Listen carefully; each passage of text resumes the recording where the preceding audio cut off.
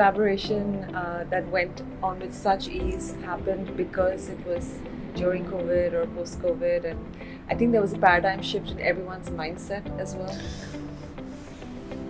There was maybe less emphasis on the marketing department. Yes. They lost a bit of power Right. during last year Yes. because they lost all references. And when you've got an MD or a CEO who's got an entrepreneurial spirit, he can maybe give more free rein.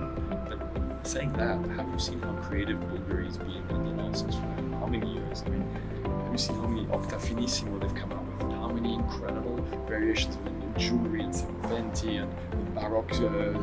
I mean, every month. I mean, we launch something every month, and every month they launch like 2 weeks. And I'm like, oh, I'm send Fabrizio. I love that piece.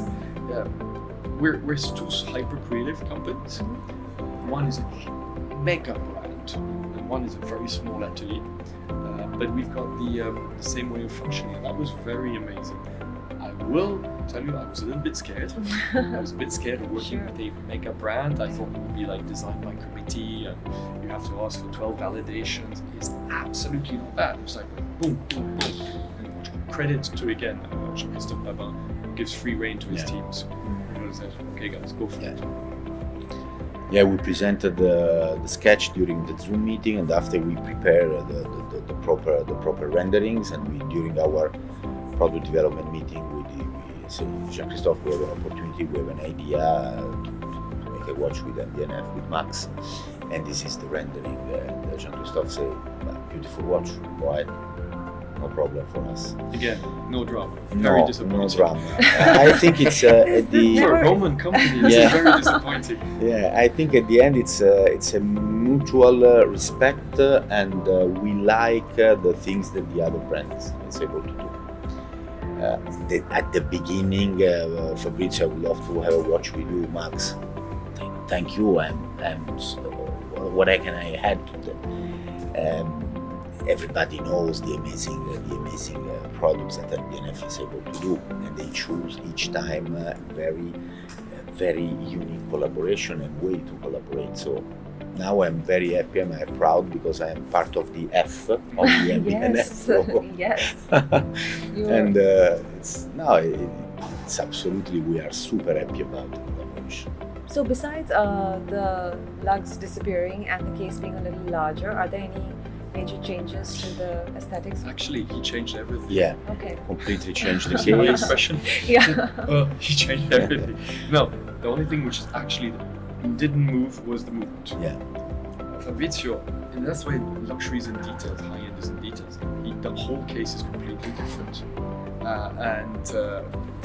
What we call the bridge, which is actually the bridge, the black part you see on the original Flying T is a bridge. It's not at all a dial.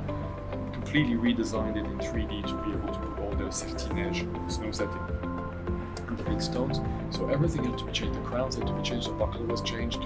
So the only thing which was not changed was the buckle. But we changed the dial. And the dial was changed also.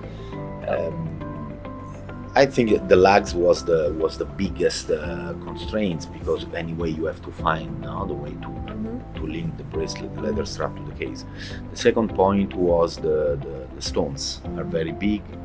The chaton, the crowns must be at the Bulgari way. So we discuss a bit about the color of the stones and the position of the stones, because it's not a dial, is a bridge, and that's it. So it was one meeting, if I remember well.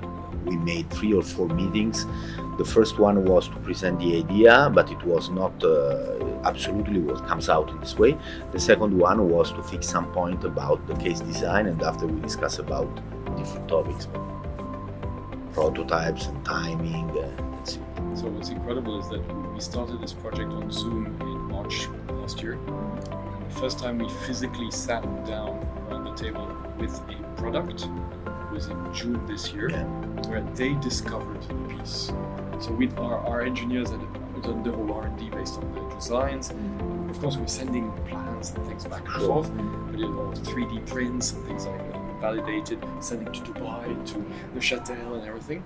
Everything was done from everywhere. We were we're a 21st century collaboration. Yes. And in June, the whole team came over and we were like, here you are, guys. Wow. Yeah. It's cool. Yeah. It's a nice Well, one. that's pretty much been the response at Dubai Watch Week. Since you haven't been outside, let me tell you that it is the highlight. It is the piece that everyone is talking about at Dubai Watch Week, and rightly so. It's beautiful, and the pictures don't do justice to this watch at all. That's a big issue. Yes. I think we all agree, Fabrizio and I, is that pictures of this is a 3D object with a life. So you have to see Absolutely. the oscillating, the balance with the video. Absolutely. Yeah. There's also a moment in time which for me is very important. 20 years ago, exactly, I was Harry Winston, Yes. unveiling a collaboration with the master watchmaker who was unfortunately unknown in those days, called François Bulgari. And I was the jeweler, he was the watchmaker, it was Opus 1. 20 years later, Bulgari is the jeweler, I'm the watchmaker. Yeah. And the journey which has gone, so for me I've been going down memory lane over the last couple of months, realizing what journey has been done. Yeah. You've come a long way, Max, with Now- some great watches. And now it means that I have to wait another 20 years to have another collaboration with Max. That was my next question. Is this collaboration going to continue into the other We never discuss. collections as well? I honestly, we never discuss about that. We have a lot of ideas, but we have to find the right one.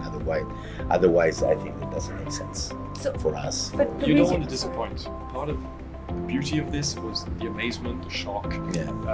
and the product, of course, itself. Yeah. And it was just a perfect product. It's like that first great novel. You don't want to do that second disappointing novel. Because everybody puts their expectations there. Yeah, that's true. So do not come out in the next coming years with something if it's not really amazing. And it's gonna be tough because it's not just a matter of design and aesthetics. The mood and the feeling and all the events around this watch, I think it's very unique. You mentioned that you met Max 2 years ago at the Dubai Watch. 4 years 4 ago. years ago for the first time, and heard of MB&F. Do you have an MB&F in your collection? Do you have an MB&F in your collection? Unfortunately, We have to talk about that. it's too Because I've got expensive. the Bulgari. That was my. It's not the same budget. I Yeah. agree with that. I was lucky That's to, the point. I would love to have because I'm not obsessed by mechanical object in terms of complexity in watchmaking. I'm obsessed by very simple things, but I appreciate a lot the work that Max have done, which makes very, very difficult and complicated things in a beautiful and simple aesthetics. But if you had to get one, which one would it be? It's so difficult, honestly, to reply. I'm a big fan of the watch with the numerals in this way, the driving one. HM5. Yes, HM5. But even the watch that Max wore yesterday was amazing with all these HM6. Yes, streamlined design. It's interesting because he's not going on to legacy machine. Yes. He's going on to the Yeah. I would have Yeah. assumed legacy machine since you said simple, and that's as I simple love as it Legacy gets. Machine because it's a watch with a movement with a separated dial. I love these kind of things, to have a very readable dial separated from the movement. But I don't like all the things with different layers that you are not able to catch the details. I love the Legacy Machine even for the bridges. It's a three-dimensional one with a very sculptural shape and forms, and the details are absolutely amazing. Absolutely amazing. I understand. It's a tough question to answer. If you But, ask, it's a tough I mean, question. if you even ask me the same, I'd say I want a new one every day. I'd want the Bulldog one day. I'd want the Flying T one day, and just such amazing timepieces. Max, you just mentioned you have a Bulgari. Which one do you have? Octo Finissimo. Okay. In actually exactly the same that Fabrizio has, the steel piece, and now with this incredible steel-colored dial, which is so chic. So I got that last year. Beautiful piece. Great. Thank you so much. As always, it was a pleasure chatting with the two of you, and thank you for joining us at the hour markers. Thank you very much. Thank you.